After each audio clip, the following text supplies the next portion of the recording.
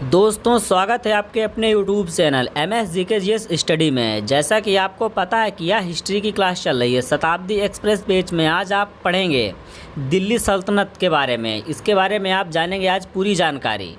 तो दोस्तों हो जाइए तैयार, क्योंकि यहाँ पर आपको मिलने वाली हैं बहुत ही बेहतरीन सी क्लासें। तो चलिए आप लोग अपना काम करिए। क्या करना है आपको, अपने मित्रों के पास इसको फटाफट शेयर कर दीजिए। और अभी तक आपने इस चैनल को सब्सक्राइब नहीं किया तो प्लीज़ इसको सब्सक्राइब कर लीजिएगा और बेल आइकन पर प्रेस कर दीजिएगा, ताकि कोई भी नई वीडियो आए तो आपके पास नोटिफिकेशन पहुंच सके। और अभी तक आपने इसको लाइक नहीं किया तो प्लीज़ इसको लाइक कर दीजिएगा। तो चलिए इस क्लास को करते हैं शुरू।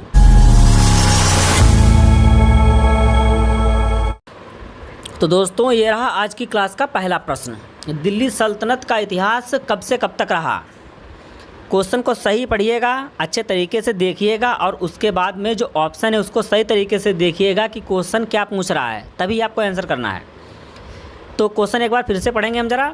दिल्ली सल्तनत का इतिहास कब से कब तक रहा। 1206 से 1526 ईस्वी तक, 1206 से 1530 ईस्वी तक, 1206 ईस्वी से 1535 ईस्वी तक, या फिर 1206 से 1545 ईस्वी तक। दोस्तों बताइएगा ज़रा अच्छे से ध्यान से। तो दिल्ली सल्तनत का इतिहास जो है वह 1206 से 1526 के बीच रहा है। यानी इसमें आप कह सकते हैं कुल मिलाकर 320 वर्षों तक दिल्ली सल्तनत का इतिहास रहा है। और इसमें कुल 5 राजवंशों ने अपना शासन किया है। आइए एक एक करके जानते हैं कि कौन कौन से राजवंशों ने दिल्ली सल्तनत के इतिहास पर शासन किया है। आइए जानते हैं ज़रा पूरी जानकारी इनके बारे में, देखते हैं कैसी लगती है आपको। तो देखिएगा ज़रा, दिल्ली सल्तनत जो है 1206 से 1526 के बीच रहा है, या तो अभी आपको हमने बताया था। और जो दिल्ली सल्तनत के राजवंश हैं वो कितने हैं, 5 हैं। आइए एक एक करके जानते हैं। तो सबसे पहले है गुलाम वंश, जो इसका कार्यकाल 1206 से 1290 के बीच रहा है। और वहीं बात करें दूसरे की तो यह है खिलजी वंश, जिसका कार्यकाल 1290 से 1220 के बीच रहा है। और वहीं तीसरे की बात करें तो तुगलक वंश है, जिसका कार्यकाल 1320 से 1414 ईस्वी तक माना जाता है। और सैयद वंश जो कि 1414 से 1451 के बीच का कार्यकाल इसका माना जाता है।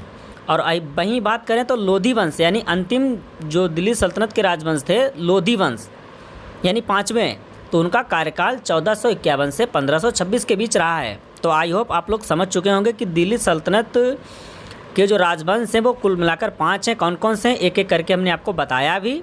आइए चलते हैं आपको अगले प्रश्न की ओर लेकर। ये रहा दूसरा प्रश्न। भारत में गुलाम वंश का संस्थापक कौन था। क्या कह रहा है प्रश्न, जो भारत में गुलाम वंश थे उनका संस्थापक किसे माना जाता है, यह प्रश्न कह रहा है। आइए ज़रा इसके आंसर के बारे में बात करते हैं। तो क्या रहने वाला है, तो इसका ऑप्शन है इल्तुतमिश, या फिर मोहम्मद गौरी, कुतुबुद्दीन ऐबक, इनमें से कोई नहीं। बताइए। और क्या भाई आप लोग कमेंट वगैरह नहीं कर रहे आज, क्या है, हाँ इतना सन्नाटा अच्छा नहीं लगता है। चलिए फटाफट कमेंट कीजिए ताकि हमें लगे कि आप लोग क्लास में आज मौजूद हैं। चलो शुरू करिए फटाफट कमेंट आप लोग। तो भारत में जो गुलाम वंश का संस्थापक था वह कुतुबुद्दीन ऐबक को माना जाता था, यानी option C is the right answer. तो दोस्तों क्या आपको जानना है कि गुलाम वंश में कितने शासक थे, ज़रा कमेंट करिए, जानना है। चलिए बताते हैं आपको। तो देखिए दोस्तों इस चार्ट को अच्छे से। तो सबसे पहले बात करते हैं कुतुबुद्दीन ऐबक की, जो कि 1206 से 1210 के बीच रहा। वहीं दूसरे की बात करें तो आराम शाह, इसका कार्यकाल 1210 में रहा। और तीसरा है इल्तुतमिश, 1206 से 1236 के बीच में इसका कार्यकाल रहा है। और रुकनुद्दीन फिरोज़ शाह 1236 तक इसका कार्यकाल रहा है। और वहीं बात करें रजिया सुल्तान की, तो यह 1236 से 1240 के बीच में इसका कार्यकाल रहा है। और बहराम शाह 1240 से 1242 के बीच। वहीं बात करें 7वें की, तो अलाउद्दीन मसूद शाह 1242 से 1246 के बीच में इसका कार्यकाल रहा है। और 8वें की बात करें तो नसरुद्दीन महमूद 1246 से 1266 के बीच में इसका कार्यकाल रहा है। और वहीं बात करें वलवन की, तो 1266 से 1286 के बीच में इसका कार्यकाल रहा है। आइए देखते हैं 10 नंबर की तरफ। कैकुवाद 1286 से 1290 के बीच में इसका कार्यकाल रहा है। और वहीं बात करते हैं अंतिम शासक शमसुद्दीन क्यूमर्स 1290 के बीच में इसका कार्यकाल रहा है। तो दोस्तों इतना सब आपको याद नहीं करना है, लेकिन आपको एक आंकड़ा याद होना चाहिए कि हाँ यह सब भी पेपर में पूछे जा सकते हैं, तो इनको भी आपको ध्यान रखना होगा। तो दोस्तों बताइएगा ज़रूर कि यह जानकारी आपको कैसी लगी। और इसमें देखिए आपको जो राजवंश हैं वो तो पता है, उसके अलावा भी इनका कार्यकाल कब से कब तक रहा ये भी आपको जानकारी, तो इसका एक स्क्रीनशॉट ले लीजिएगा आप, ताकि रिवीजन करने में आपको कोई दिक्कत ना हो, कोई परेशानी ना हो। तो चलिए आपके लिए थोड़ा समय देते हैं। आई होप आप लोगों ने इसका एक स्क्रीनशॉट ले लिया होगा और इसका टाइम टू टाइम आप लोग रिवीजन करते रहिएगा। तो चलिए देखते हैं अगले प्रश्न की तरफ, देखते हैं क्या कहता है। और ज़रा प्यारा सा कमेंट कर दीजिए एक। कुतुबुद्दीन ऐबक किसका गुलाम था? इल्तुतमिश का, मोहम्मद गौरी का, आराम शाह का या फिर बलबन का? बताइए दोस्तों, आप लोग फटाफट कमेंट करते रहिए, आप लोग आंसर बताने का प्रयास करेंगे। तो कुतुबुद्दीन ऐबक जो था वह मोहम्मद गौरी का गुलाम था, इसीलिए दोस्तों इसको गुलाम वंश के नाम से भी जाना जाता है। तो यानी option V is the right answer. सीधा आपको लेकर चलते हैं प्रश्न नंबर 4 की तरफ। दिल्ली सल्तनत का पहला सुल्तान कौन था? रजिया सुल्तान, मोहम्मद गौरी, आराम शाह, कुतुबुद्दीन ऐबक? दोस्तों क्वेश्चन को सही पढ़िएगा और आंसर एक बार अच्छे से अच्छा देने का प्रयास करें आप लोग, क्योंकि इसमें आप लोग थोड़ा गड़बड़ करने वाले हैं। तो इसलिए मैंने कहा कि क्वेश्चन को ध्यान से पढ़िएगा, उसके बाद आप सही आंसर दीजिएगा। तो दिल्ली सल्तनत का जो पहला सुल्तान था वह कुतुबुद्दीन ऐबक था। समझ में आया आप लोगों को या फिर नहीं? बताइएगा ज़रा। आया? ठीक है, आइए जानते हैं पूरी जानकारी इसके बारे में कि आखिर मामला था क्या। तो दोस्तों जो मोहम्मद गौरी था उसने भारत में लूटपाट कर वापस अफ़गान जा रहा था और इसने भारत में जो उसके दास थे उन्हें आज़ाद कर दिया और उनसे कहा कि आप हमारे नाम के ज़रिए से जो भारत पर अपना शासन कर सकते हैं आप लोग। समझ रहे हैं आप लोग? यह था पूरा मामला। और आइए जानते हैं कि मोहम्मद गौरी की मृत्यु जो हुई थी वह 25 जून 1206 ईस्वी में हुई थी और इसका जो राज्यारोहण था वह लाहौर में हुआ था। कहाँ हुआ था दोस्तों? लाहौर में हुआ था। और इसने अपनी राजधानी लाहौर को ही बनाया था, यानी जो इसने अपनी राजधानी किसे बनाया था? लाहौर को बनाया था। और अगर वहीं इसके कार्यकाल की बात कर लें तो इसका कार्यकाल 1206 से 1210 के बीच रहा। तो आई होप आप लोगों को समझ में आ गया होगा कुतुबुद्दीन ऐबक के बारे में और मोहम्मद गौरी कि इसका मामला क्या था। आइए आपको लेकर चलते हैं प्रश्न नंबर 5 की तरफ। देखिए ये क्या पूछ रहा है। कुतुबुद्दीन ऐबक ने अपनी राजधानी किसे बनाया था? एकदम हल्का प्रश्न है, क्योंकि हमने पीछे भी पढ़ रखा है, इसलिए हमें हल्का प्रश्न लग रहा है ये।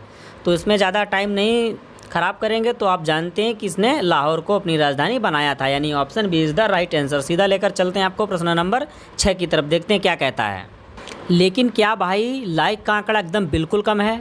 ये कैसे? ये गलत बात है। चलिए फटाफट सेशन को लाइक कीजिए और इसको अपने मित्रों के साथ आगे बढ़ाइए। और अभी तक आपने इसको सब्सक्राइब नहीं किया तो प्लीज़ इसको सब्सक्राइब कर लीजिएगा, क्योंकि आगे आपको ऐसी ही बेहतरीन सी क्लासें मिलने वाली हैं। तो चैनल को सब्सक्राइब ज़रूर कर लीजिएगा। तो चलिए देखते हैं, जो कुतुब मीनार का कार्य पूरा किसने कराया था? यानी प्रश्न क्या कह रहा है, कुतुब मीनार का कार्य किसने पूरा कराया था? इसमें आप पक्का गलत बताने वाले हैं हमें। कुतुबुद्दीन ऐबक ने, इल्तुतमिश ने, बलबन ने या फिर फिरोज़ शाह तुगलक ने? देखते हैं कौन बच्चा इस प्रश्न का सही आंसर बताता है और कितने बच्चे इस प्रश्न का गलत आंसर बताते हैं। आपके लिए कुछ सेकंड के लिए हम टाइम देते हैं।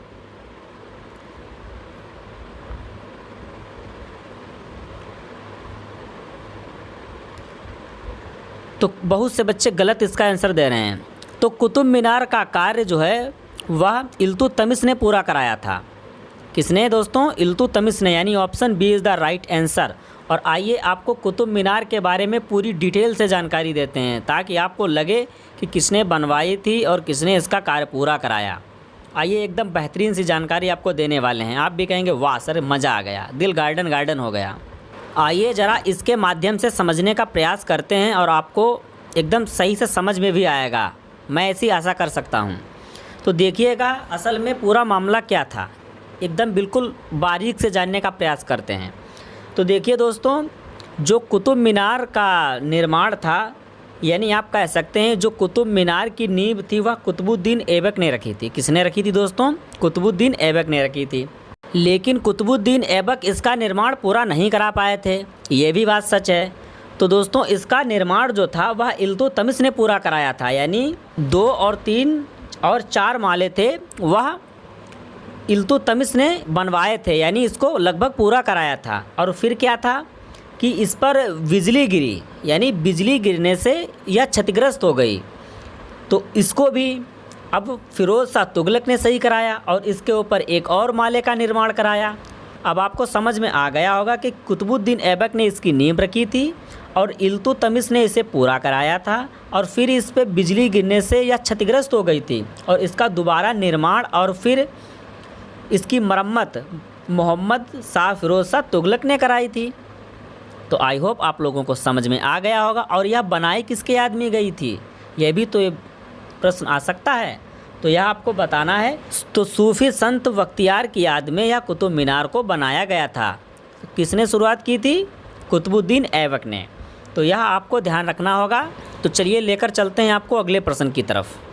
और लेकिन कमेंट में बता दीजिएगा कि यह जानकारी आपको कैसी लगी, या फिर आपको पहले से पता थी या नहीं पता थी, एक बार बताइएगा ज़रूर आप लोग। इसके अलावा दोस्तों कुतुबुद्दीन ऐबक ने कुबत उल इस्लाम मस्जिद जो कि दिल्ली में है इसका निर्माण कराया था, और 2.5 दिन का झोपड़ा जो कि राजस्थान में पड़ता है इसका भी निर्माण कुतुबुद्दीन ऐबक ने ही कराया था, जो कि दोनों आप इस इमेज के ज़रिए से समझ सकते हैं। तो आइए आपको लेकर चलते हैं अगले प्रश्न की तरफ, देखते हैं क्या कहता है। इल्तुतमिश ने अपनी राजधानी किसे बनाया था?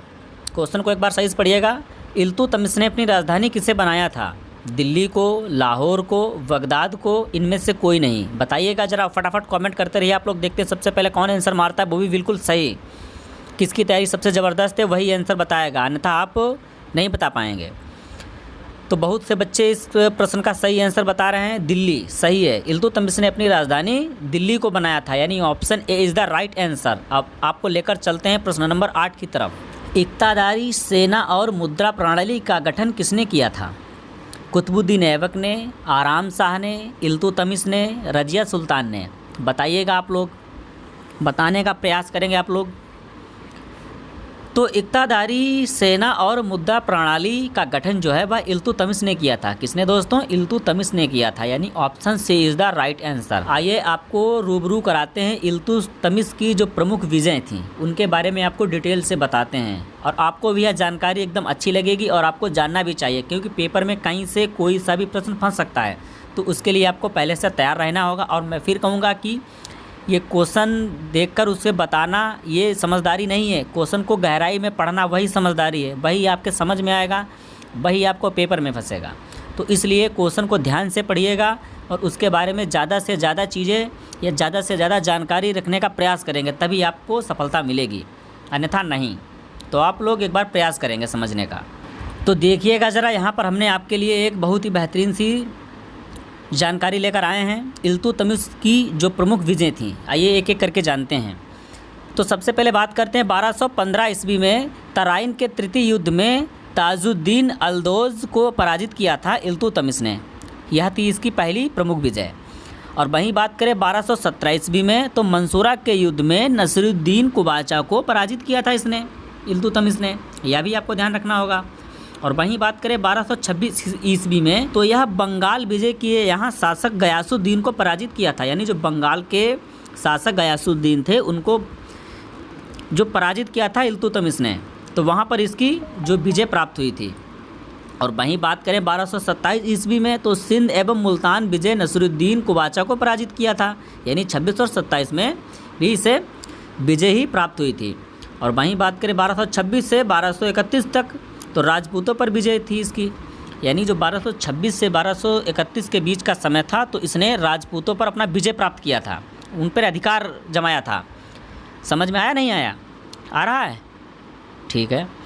तो 1235 की बात करें तो इसने पंजाब के खोखरों पर विजय प्राप्त की थी, यानी 1235 में जो पंजाब के खोखर थे उन पर इसने विजय प्राप्त की थी इल्तुतमिश ने। तो दोस्तों ये रही इल्तुतमिश की प्रमुख विजय।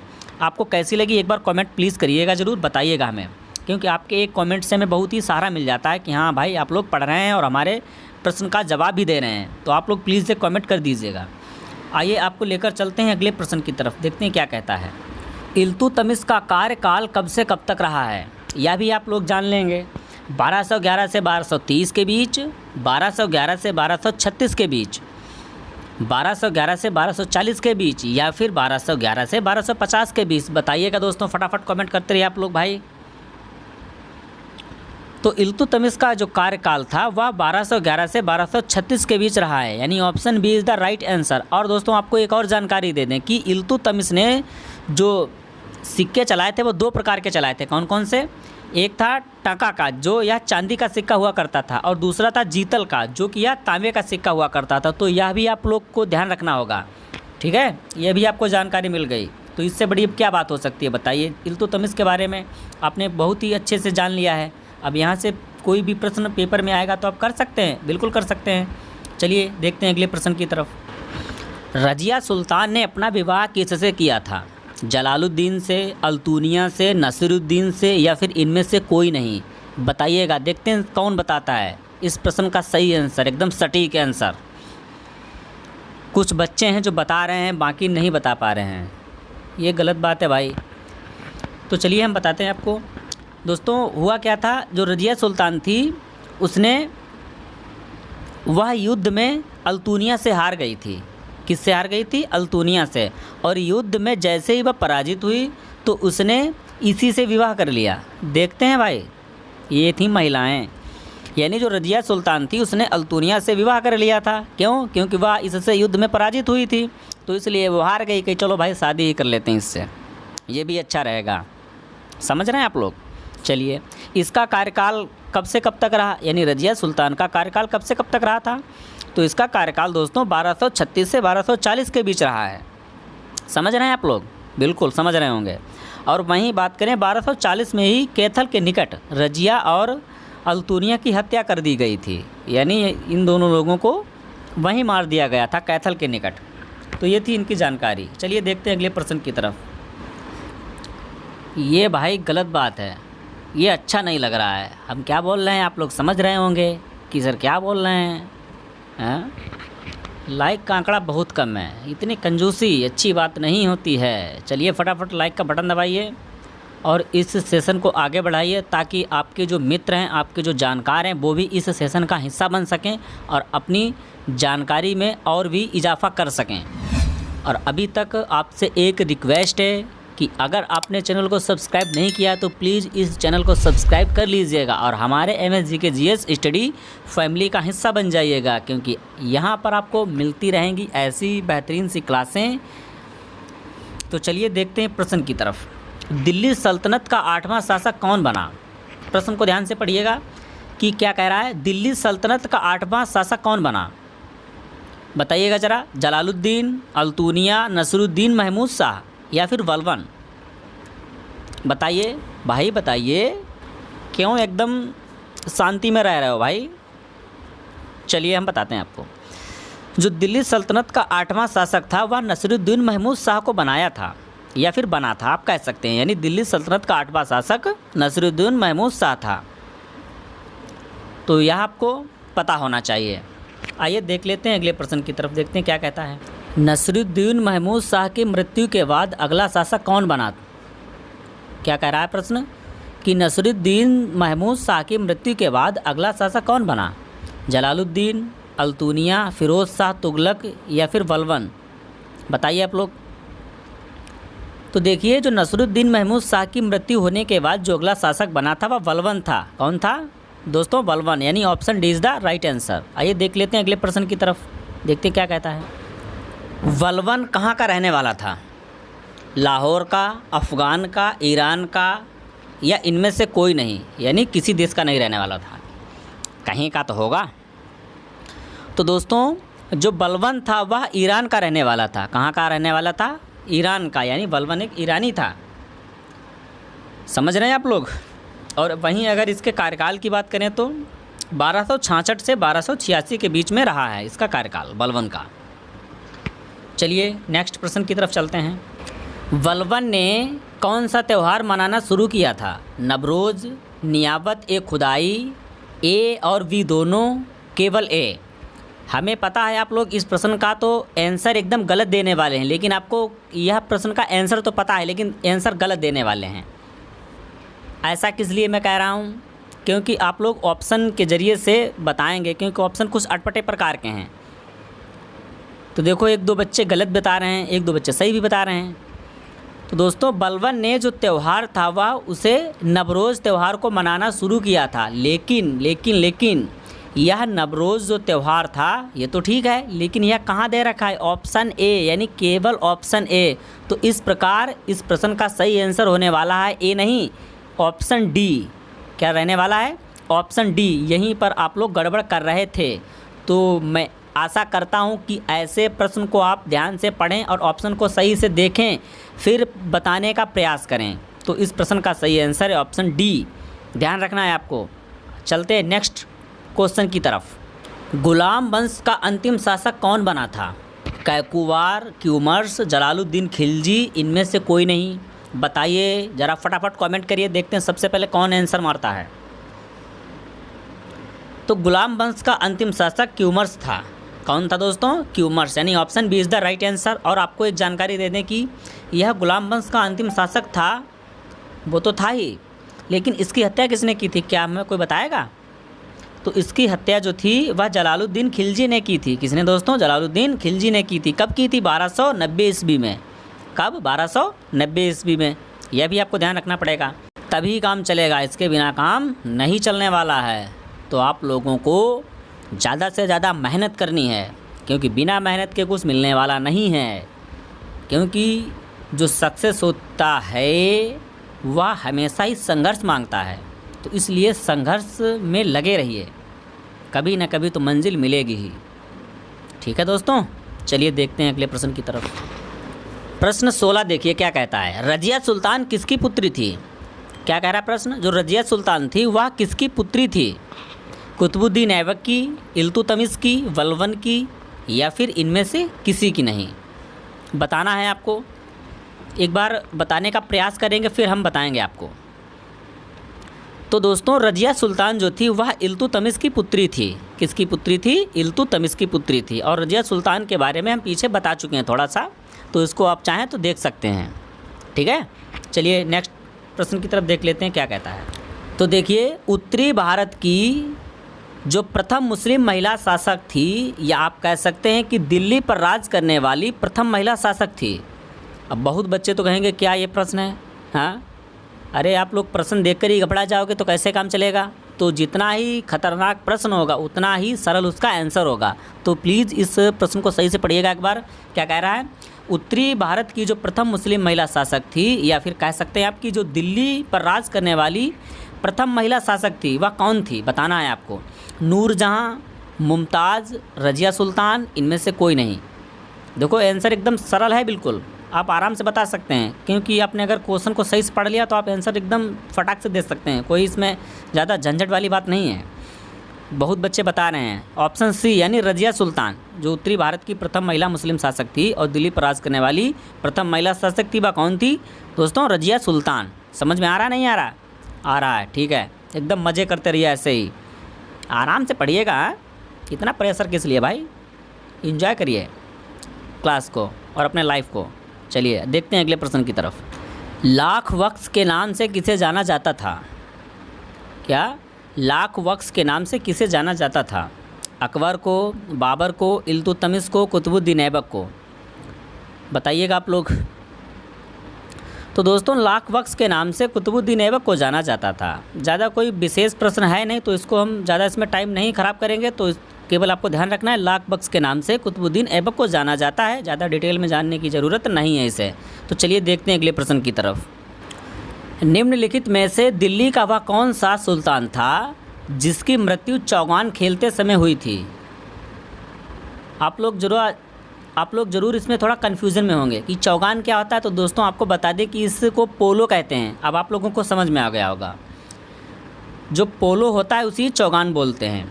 तो क्या कह रहा है प्रश्न, एक बार अच्छे से पढ़िएगा, फिर आंसर करने का आप लोग प्रयास करेंगे कि निम्नलिखित में से जो दिल्ली का वह कौन सा शासक था या सुल्तान था जिसकी मृत्यु पोलो या फिर चौगान खेलते समय हुई थी? अब आप लोग आंसर भी इसका सही बता सकते हैं। अकबर की, गयासुद्दीन तुगलक की, या फिर फिरोज़ शाह तुगलक की, या फिर कुतुबुद्दीन ऐबक की? बताइए आप लोग। तो आपको बता दें कि जो कुतुबुद्दीन ऐबक था उसकी मृत्यु चौगान यानी पोलो के खेल को खेलते समय हुई थी, क्योंकि यह घोड़े से गिर गया था। क्योंकि पोलो गेम जो होता है वो घोड़े पर बैठकर बॉल कुछ इस प्रकार से खेलते हैं, तो उसके गिरने से इसकी जो मृत्यु थी वो हुई थी। कब हुई थी दोस्तों? 1210 में हुई थी। और कहाँ हुई थी? कहाँ खेल रहा था ये पोलो? लाहौर में खेल रहा था। कहाँ दोस्तों? लाहौर में। तो वहीं पर इसकी मृत्यु हुई थी। इसलिए कहते हैं जो कौन सा व्यक्ति था जिसकी पोलो खेलते समय मृत्यु हुई थी, यही था। समझ में आ गया आप लोगों को? आ गया होगा। चलिए, तो दोस्तों ये रहा आज की क्लास का अंतिम प्रश्न। दिल्ली सल्तनत के इतिहास में कुल कितने राजवंशों ने शासन किया? क्या कह रहा है प्रश्न? जो दिल्ली के सल्तनत थे उनके इतिहास में कुल कितने राजवंशों ने शासन किया है? 4, 5, 7 या फिर 8? और मैं आपको इस प्रश्न का आंसर नहीं बताने वाला हूं, क्योंकि यह आप लोगों के लिए होमवर्क में प्रश्न रहने वाला है। क्योंकि हमने इससे पहले आपको बिल्कुल शुरू में ही बताया था, क्लास के शुरुआत में ही, कि जो दिल्ली सल्तनत के इतिहास में कुल कितने राजवंशों ने शासन किया है विद डिटेल से। तो आप लोगों को यह आंसर बताना है हमें नेक्स्ट क्लास में। कमेंट में बताइएगा, ठीक है? तो दोस्तों बताइएगा ज़रूर कि आप लोगों को यह क्लास कैसी लगी। शताब्दी एक्सप्रेस बैच में जो हिस्ट्री की क्लास चल रही है वो आपको कैसी लग रही है, और ऐसे ही अपना प्यार और सपोर्ट बनाए रहिए। और मैं आशा करता हूं कि आप लोगों को सब समझ में आ रहा होगा। तो मिलते हैं आपको अगली क्लास में। तब तक के लिए स्वस्थ रहिए, मस्त रहिए और अपनी तैयारी को ज़बरदस्त बनाते रहिए। जाते जाते चैनल को सब्सक्राइब कर लीजिएगा, और अभी तक इस सेशन को लाइक नहीं किया तो प्लीज़ इसको लाइक कर लीजिएगा, और अपने मित्रों के पास इसको फटाफट शेयर कर दीजिएगा। धन्यवाद।